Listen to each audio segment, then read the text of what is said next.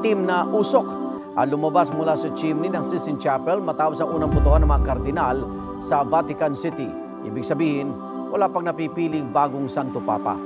Lumabas ang usok alas 3 na madaling araw, oras dito sa Pilipinas, alas 9 naman ng gabi sa Vatican.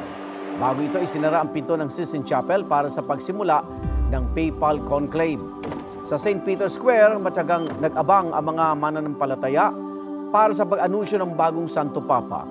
Pagkatapos ng unang botohan, bumalik muna ang mga kardinal sa Casa Santa Marta. Igan, mauna ka sa mga balita, mag-subscribe na sa GMA Integrated News sa YouTube para sa iba't ibang ulat sa ating bansa.